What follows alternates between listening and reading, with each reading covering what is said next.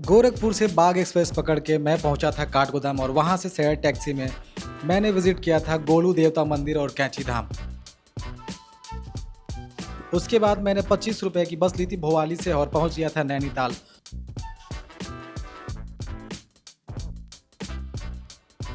और आज के दिन मैं पूरे नैनीताल को एक्सप्लोर करने वाला हूं, तो चलिए शुरू करते हैं। Good morning everyone, welcome back to the blog. और ये है मेरा डे 2 नैनीताल में। कल शाम को मैं आया था, पीछे मेरा होटल है उधर। और इस समय यहाँ पे जो यहाँ का बस स्टैंड है ना, बस स्टैंड के बगल में मैंने होटल लिया था जो मुझे 1800 का पड़ा था। और देखो मैक्सिमम लोग अब जाने की तैयारी में हैं।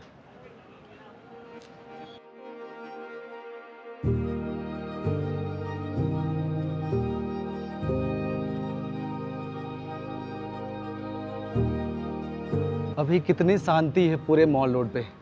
जैसे ही शाम होगा या दोपहर कह लीजिए, दोपहर के बाद से यहाँ पे भीड़ बढ़ने लगेगी, अधिक टूरिस्ट आने लगेंगे।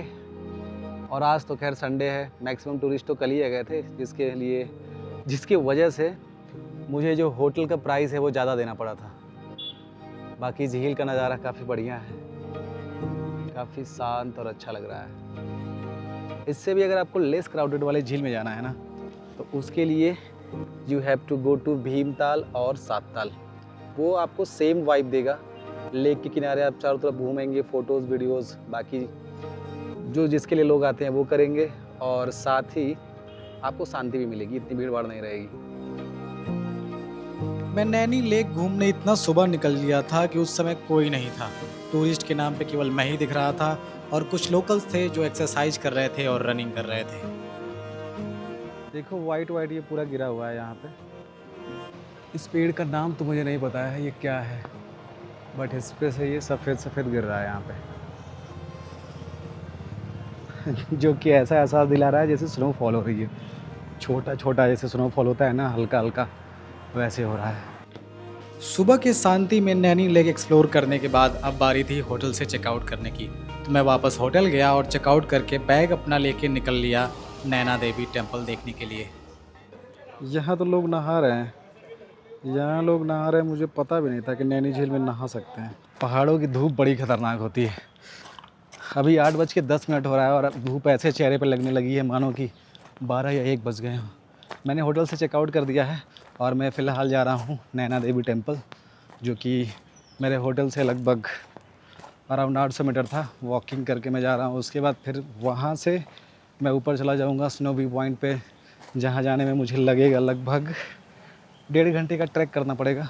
तो मैं बैग ले लिया हूँ जो कि 10-15 किलो का यही हो गया है, क्योंकि थोड़ा सा सामान मैं परचेज़ कर लिया था इसीलिए। बाकी अभी तो लेक मैक्सिमम खाली ही दिख रहा है। हिंदू माइथोलॉजी के हिसाब से जो नैना देवी टेम्पल है, विष्णु भगवान ने माता सती के शरीर का जब खंडन कर दिया था, अलग अलग हिस्से में टुकड़ों में काट दिया था, तो माना जाता है कि जो उनका आँख है ना, वो यहाँ गिरा था और उसी आँख गिरने की वजह से यहाँ पे एक मंदिर बना दिया गया और इसका नाम दे दिया गया नैना देवी टेम्पल। मंदिर में आप जाते हैं तो आपको 2 आँखें दिखाई देंगी, हनुमान जी की मूर्ति दिखाई देगी, गणेश जी की और माँ काली की। मंदिर के पास से ही आपको नैनी झील का एक शानदार नज़ारा देखने के लिए मिलता है। वहीं बगल में आप बोटिंग भी कर सकते हैं। मैं भी कुछ देर वहीं घूमता रहा और लास्ट में मैं चला गया ब्रेकफास्ट करने के लिए।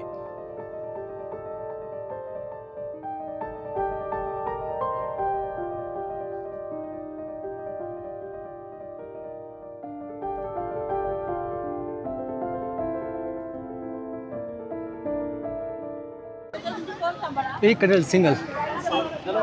नैना देवी दर्शन करने के बाद मैं आ गया हूँ इको केप पार्क और इस दौरान मैंने ब्रेकफास्ट भी कर लिया है और लगभग 50 मिनट का ट्रैक करके मैं आ गया हूँ इको केप पार्क। ये रहा टिकट और इसका पर पर्सन ये 100 रुपीज़ पर्चा है।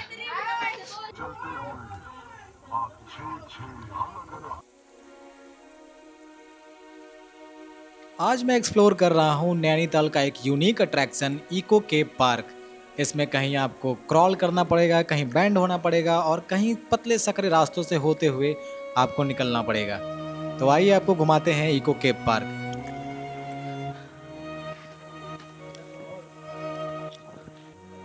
बहुत ही बहुत ही सकरा है यार।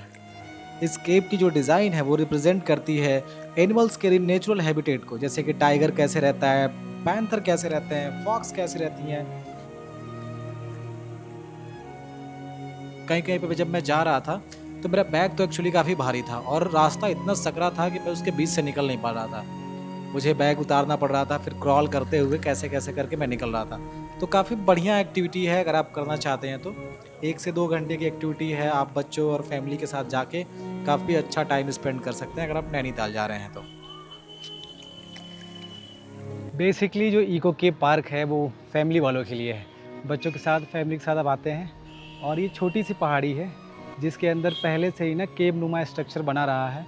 इन्होंने क्या किया है कि ये हल्का सा उसको मेंटेन कर दिया है ताकि लोग इसके अंदर जाके और घूम सके। और इसमें क्या है कि रोपवे बना दिया इन लोगों ने, फिर बच्चों के लिए छोटा सा गार्डन बना दिया है, प्लेइंग एरिया बना दिया है।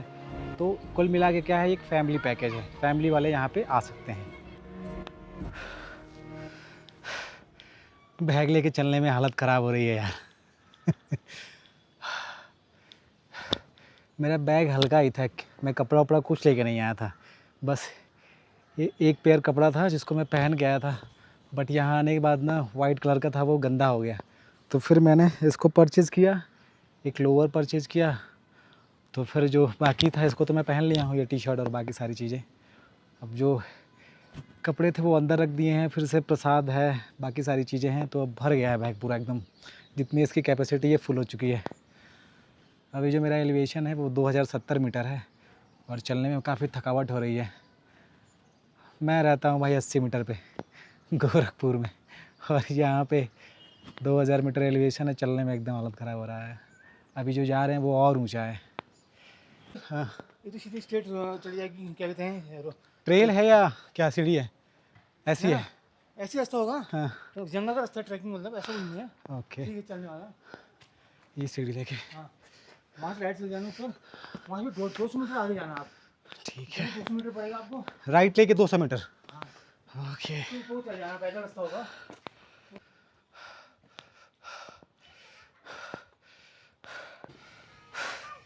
बहुत थकावट हो रही है यार बैग के साथ। अभी 950 मीटर बचा है, जिसके लिए मैप दिखा रहा है 20 मिनट लगेगा, और मुझे मेरी बॉडी कह रही है 1 घंटा लगेगा।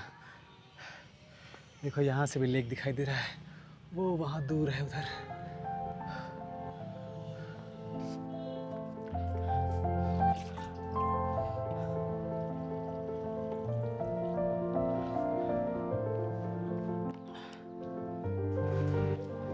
अभी मैं आधे रास्ते ही आया हूँ और नज़ारे अभी से दिखने लगे हैं पूरा इधर। हाँ बट ये है कि शायद जिस नज़ारे के लिए मैं जा रहा हूँ वो ना दिखे, क्योंकि बादल आ गए हैं काफ़ी, अब बहुत धूप है।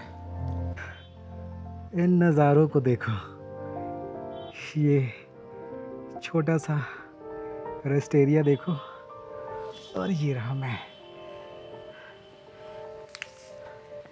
ये देखो इतने बड़ी नज़ारे के साथ सोने को मिल जाए तो क्या ही मज़ा है। बहुत बहुत ठंडा मौसम, एकदम इतना अच्छा लग रहा है ना, ऐसा लग रहा है कि एसी के टेम्परेचर को 17-18 पे कर दिया गया है।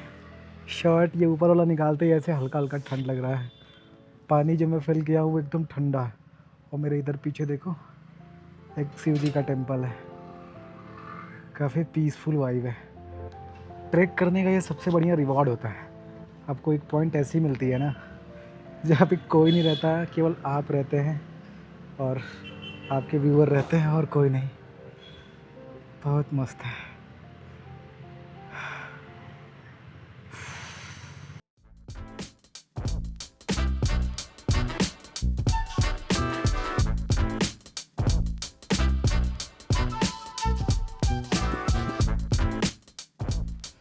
इसको ट्रैक करके जाना होता है, वो ये ट्रेल ले लेते हैं, अदरवाइज़ ये रास्ता देख रहे हो ना, बाई रोड ऐसे लोग चले जाते हैं।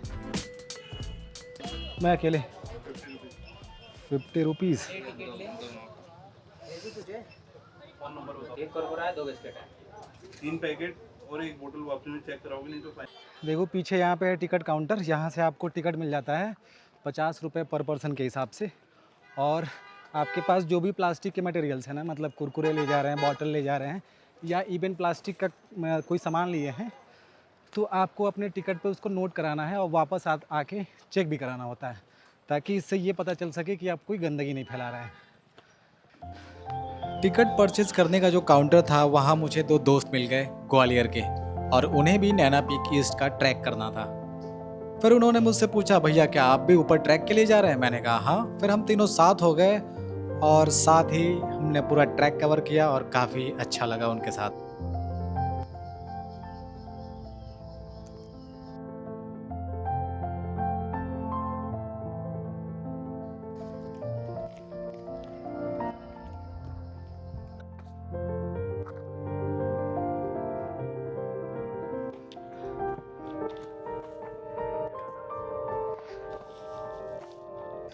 उधर से चलो, उधर से, उधर उधर उधर ही जाइए, उधर ही जाइए।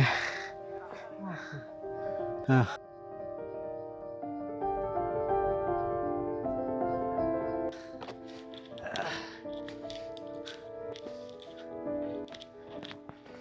उधर नीचे जा रही है प्रॉपर ट्रेल जो बनाई गई है, और ये ट्रेल किसी हम जैसे लोगों ने बना दी है, जिसको मैं पकड़ के अब ऊपर जा रहा हूँ, क्योंकि भाई ये ट्रेल लेके जाऊँगा तो आधा घंटा लगेगा, ऐसे 10 मिनट में पहुँच जाऊँगा मैं।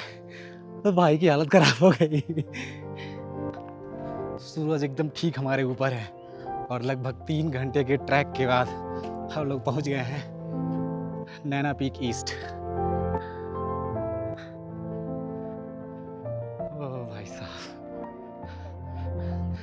तगड़ा नज़ारा है यार। आना वर्दिट हो गया।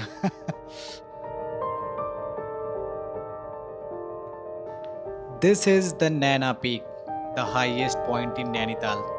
2615 मीटर की इसकी ऊंचाई है और यहाँ से पूरा नैनी लेक और पूरा नैनीताल का शानदार नज़ारा दिखता है।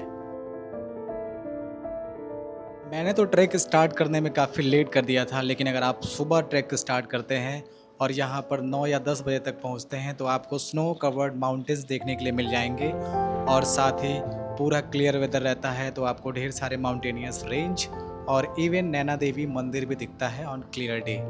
लोग यहाँ अर्ली मॉर्निंग में भी ट्रैक करते हैं ताकि सनराइज या इवनिंग में सनसेट देख सकें। लगभग 3 घंटे के ट्रैक के बाद मुझे काफ़ी भूख लग गई थी और हमने नीचे से ही कुछ खाने का जुगाड़ करके लाया था, और मेरे साथ ये ग्वालियर के जो 2 दोस्त थे इन्होंने भी काफ़ी खाने का बढ़िया जुगाड़ लाया था। फिर हमने बैठ के वहाँ पे अपना पिकनिक एंजॉय किया और वहीं कुछ देर लेटने के बाद फिर मैं वापस निकल लिया नीचे की तरफ, क्योंकि शाम की मेरी ट्रेन भी थी। नैना पीक ईस्ट मैं घूम चुका हूँ, लगभग वहाँ पे मैं 1-1.5 घंटे बिताया हूँ। बढ़िया स्नैकिंग किए हम लोग, और आलू पराठा, प्याज पराठा, बाकी सारी चीज़ें मैं लेके आया था, तो वो सब है, सब कुछ खा पी लिए हैं। अब चल रहे हैं नीचे, क्योंकि नीचे जाने में मुझे लगभग 2 घंटे लगेंगे। 1 घंटे तो ये जो ट्रैक है वो, उसके बाद फिर मेन नैनीताल जाने में। मैं पिछले 45 मिनट से लगातार चल रहा हूँ और लगभग मैं नीचे पहुँचने वाला हूँ अब 5 या 10 मिनट और। हाँ, एक चीज़ और, दोपहर में मत जाना, मेरे पास कोई ऑप्शन नहीं था, इसीलिए मुझे दोपहर में जाना पड़ा। ऐसी कोई बात नहीं है कि आप ज़्यादा थकेंगे, क्योंकि यहाँ पे मौसम बहुत ठंडा है, सही है। बात यह है कि वहाँ से नज़ारे आपको सुबह और शाम ज़्यादा बेहतरीन आएंगे, काफ़ी अच्छे। 12:21 पे यहाँ से शुरू किया था और 3:40 पे पहुँच गए। फाइनली नैना पीक ईस्ट मैंने कवर कर लिया। नैनीताल आने का, मैं कहीं भी पहाड़ी में जाता हूँ भाई, केवल जगह नहीं घूमता हूँ। और आप भी अगर मेरी तरह एडवेंचर पसंद करते हैं तो नैना पीक ईस्ट ज़रूर करना। आपके 3-4 घंटे लगेंगे, लेकिन मज़ा आएगा, वर्थ इट होगा। ट्रैकिंग के बाद मैं झील किनारे चला गया था, वहाँ पे कुछ देर बैठा रहा, टाइम स्पेंड किया थोड़ा बहुत। फिर उसके बाद वहाँ से बस स्टैंड चला गया। बस स्टैंड से मुझे बस मिली भवाली के लिए, डायरेक्ट काठगोदाम के लिए बस नहीं मिली, थोड़ा इंतज़ार करना पड़ता तो मिल जाती, बट मैं सोचा भवाली आ जाता हूँ। अब भवाली का जो ये टैक्सी स्टैंड है ना, चौराहा है यहाँ पे मैं बैठा हुआ हूँ, और यहाँ पे बता रहे हैं अभी 3-4 बसें जाएंगी, तो मेरी ट्रेन रात के 10 बजे की है, मेरे पास पर्याप्त टाइम है। और अभी 6:05 हो रहा है, तो 1 घंटा जाने में लगेगा आधे घंटे के अंदर कोई बस आ जाएगी, 1.5 घंटा में पहुंच जाऊंगा मैं काठगोदाम। कोवाली से मैंने से टैक्सी ली और पहुंच गया काठगोदाम, जहां से रात के 10 बजे मेरी ट्रेन थी। तो इस ब्लॉग में इतना ही रखते हैं, मिलते हैं जल्दी आपसे कहीं नेपाल की वादियों में।